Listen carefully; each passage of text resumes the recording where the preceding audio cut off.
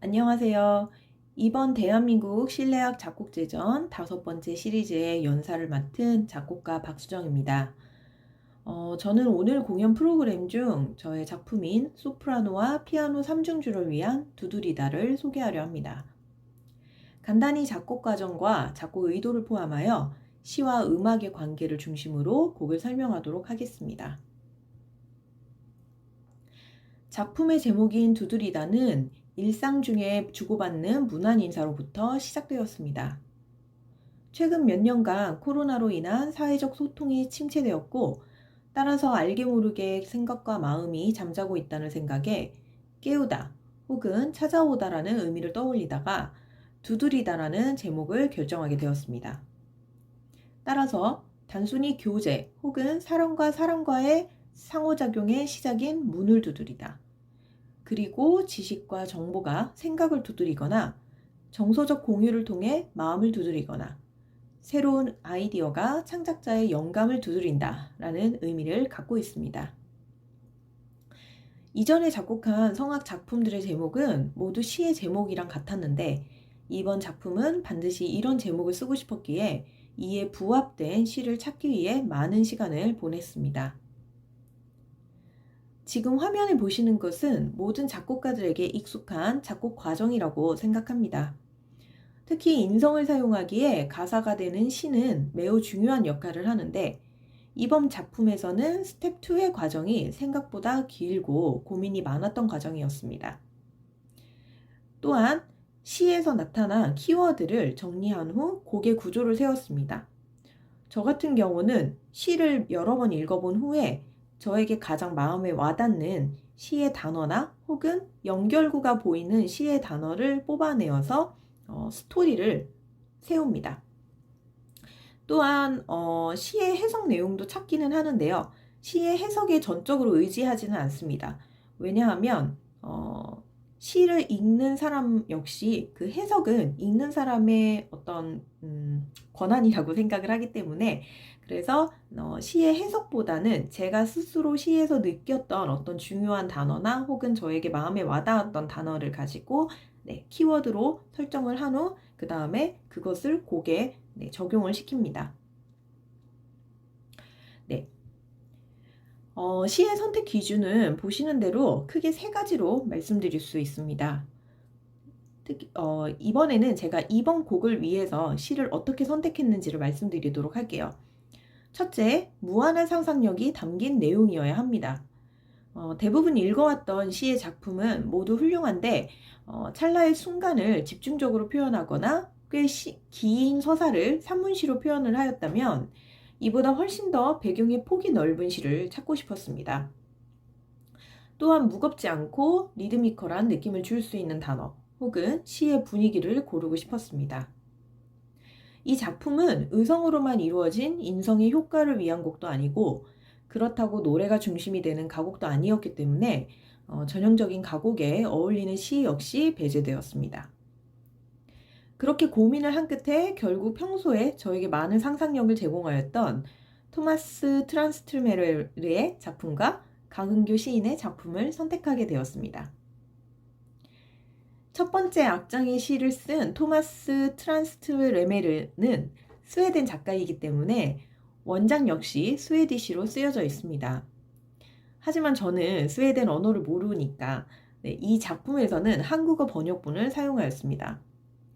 물론 한국어 번역본을 사용하기 전에 고민이 굉장히 많았습니다. 처음엔 영어로 번역된 시를 사용하여 노랫말을 붙이거나 필요한 단어만 골라내어 다양한 연주 효과로 사용할까 생각도 하였는데, 제가 선택한 방법은 그냥 한국어 번역본의 시를 사용해서 노래가 아닌 나레이션으로 표현을 하는 것이었습니다. 특히 이 시는 정형화되지 않은 매우 자유로운 구조입니다. 저 역시 1악장에서는 시의 스토리와 흐름을 표현하기 위해서 나레이션이 등장을 하고, 음악은 전적으로 피아노 트리오에 집중하여 자유로운 형식으로 연결이 됩니다. 다음 시인 강은교 시인의 작품 시, 제목이 그저 시인데요. 이것은 단어 자체에 생년임이 느껴지는 매우 음악적인 시입니다. 불규칙한 운율과 산문시보다 음악적인 언어 사용, 그리고 구름, 바람, 흙 등 공간의 이동이 묘하게 1악장의 시와 연결되어 이 시를 선택하였습니다. 자, 그럼 간단히 각 악장의 작곡 의도와 시의 언어를 표현한 부분을 소개하도록 하겠습니다. 1악장 프렐류드의 제목은 한국어 출판본으로는 서곡이라고 번역이 되어 있더라고요. 그런데 오버처의 개념이 아니라 제가 뭔가 서곡이 왜 서곡일까라고 찾아봤더니 원제가 프렐류드였기 때문에 훨씬 더 프렐류드 제목이 이 작품, 이 시를 잘 드러내기도 하고 저의 작품과도 가장 연관성이 있다고 생각해서 제목은 그대로 프렐류드를 사용하였습니다. 앞서 말씀드린 대로 번역시를 사용하였기 때문에 노래보다 피아노 트리오 중심으로 음악을 표현하였습니다. 나레이션은 곡의 해설 기능이라고 할 수도 있고요. 부분적으로는 발성을 통해 플루트와 함께 멜로디를 연주하기도 하는데 이 음악은 전적으로 피아노 트리오에 의해서 진행이 됩니다. 또한 시의 자유로운 형식을 그대로 반영하였습니다. 3부분, 4부분 등 어떤 특정한 부분을 나누지 않고 프레이즈의 나열, 그리고 다양한 음역과 음역으로 시공간을 초월하는 작가의 상상력을 음악으로 표현하고자 하였습니다. 화면에 보시는 것은 시의 전문입니다. 이 시에는 비현실과 현실, 그래서 깨어남은 꿈이라고 하는 비현실, 그 다음에 쭉 내려가시면 녹색 지도로 하강한다 라고 하면서 그런 공간, 그래서 현실적인 공간, 그리고 공중에서 지하, 그리고 또한 과거에서 현재, 청동기라고 하는 과거와 그리고 또한 지금의 현재, 햇빛에 이렇게 움켜잡은 돌 같은 현재를 표현해서 화자의 시선이 오고 가는 것을 느낄 수 있습니다.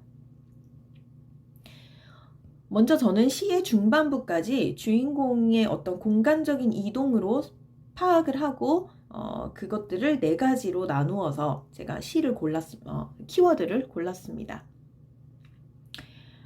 시에서 나타난 내용들 중 공간, 매체, 그리고 움직임으로 카테고리를 나누어 공간은 음역으로, 매체는 음형으로, 그리고 움직임은 리듬으로 설정하여서 각 부분의 주된 테마를 설정하였습니다. 화면에서 보시는 것들이 바로 테마를 설정하는데 가장 주요 단어가 되었던 것들입니다. 공간은 비현실적인 꿈, 현실을 표현하는 공중, 그리고 땅으로 향하는 시선을 거쳐서 수면 위로 도착합니다. 이에 따라 각 프레이즈는 높은 음역에서 낮은 음역으로 흘러가게 되어 있습니다. 그 다음 낙하산, 종달새, 녹음과 파도는 어떤 음악의 컨투어를 설정하는 키워드가 되었습니다. 이것은 그 옆에 보이는 단어, 소용돌이, 퍼덕임과 불, 펌프의 박자와 움켜잡음 등 운동성이 느껴지는 단어와 결합되어서 특정 음형이 됩니다.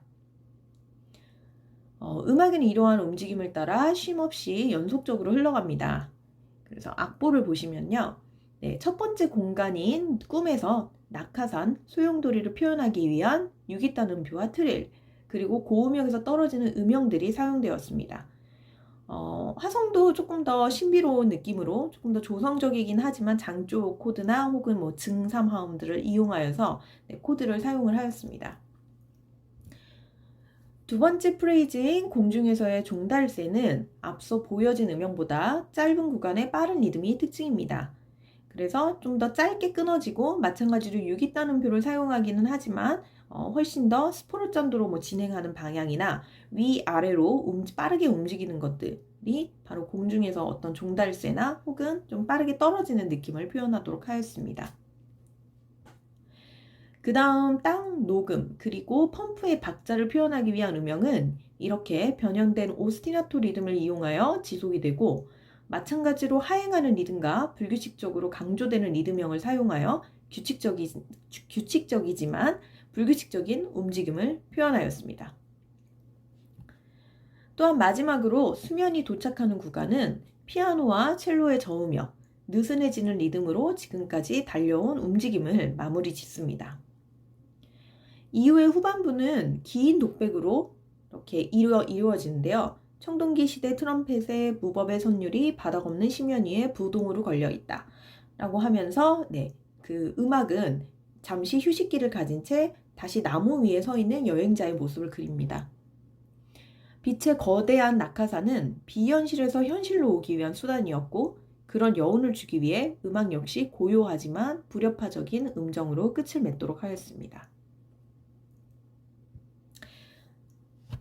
두 번째는 강은교 시인의 작품을 가지고 쓴 악장입니다.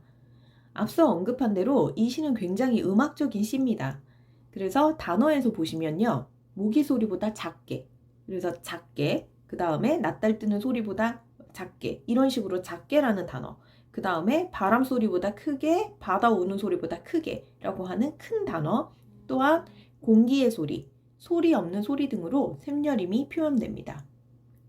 또한 마지막에 보이는 구름, 및 흙은 하늘에서 땅으로 이어지는 공간의 이동을 느끼게 하는데요. 이 공간의 이동은 일악장의 시와 통일성을 준다고 생각이 들어서 제가 이 시를 더 고른 이유도 있습니다. 이 곡의 작곡 의도는요, 상반된 구조가 특징입니다. 가사에서 나타난 작게, 크게 이런 샘여림의 대비처럼, 네, 이 곡도 역시 좀 구간별로 샘여림의 대비를 주었고요. 또한 불협화 음정에서 협화 음정으로 전환이 되고, 또 말하는 소리와 노래하는 소리로 대비를 주어서 음악의 요소를 대비가 되는 음악의 요소를 주로 사용하여 작곡하였습니다. 또한 그럼에도 불구하고 이 곡에서는 공통된 주제 음역이 곡의 전반에 등장합니다. 첫 번째 부분이 끝난 이후 등장한 주제 음역은 각 섹션의 브릿지 역할이 되어서 상반된 형태의 음역의 통일성을 부여합니다. 화면에서 보시는 음역이 이 악장의 주제 음역이라고 할 수 있습니다. 때로는 유니즌으로, 때로는 모방으로 변형되어 서로 얽히고 설킨 주제가 각 섹션 사이를 엮고 곡을 마무리 짓습니다. 이 시는 1악장과 다르게 노래가 중심이 되는 곡입니다.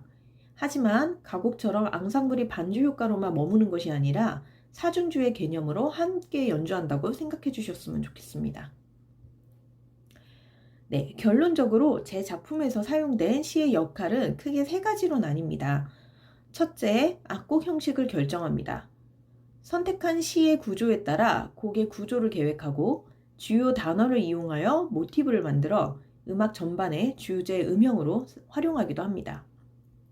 두 번째, 새로운 이야기를 각색하여 보여줄 수 있습니다. 시를 단순한 가사로 사용하는 것이 아니라 저의 상상력을 더하여 시를 새로운 이야기 형태로 만들어내는 것입니다. 이것은 시로 인해서 고정된 이미지가 고착되는 것이 아니라 청중들도 연주자들도 또 마찬가지로 작곡을 하는 저 역시 또 다른 상상력을 갖도록 만들어주고 있습니다. 마지막으로 제가 작곡을 하면서 가장 지향점으로 생각하는 정서적 교류의 기능입니다. 음악적 내용을 전달하는 수단일 뿐만 아니라 청중과의 정서적 교류를 통해서 음악에서 나타나는 감정을 공유하기 위한 것입니다. 마지막으로 제가 보여드릴 건요, 제가 좋아하는 강은교 시인의 또 다른 작품, 아주 오래된 이야기 중 한 구절을 보여드리려고 합니다. 우리는 언제나 두드리고 싶은 것이 있다. 그것이 창이든 어둠이든 또는 별이든. 팬데믹 상황이 지났지만 여전히 이전으로 돌아가기에 시간이 필요하다고 느낍니다. 앞으로도 작곡가들이 청중들과 함께 서로의 생각과 마음을 두드리고 영감을 되찾는 기회가 많이 오길 바라며 이 세미나를 마칩니다. 들어주셔서 감사합니다.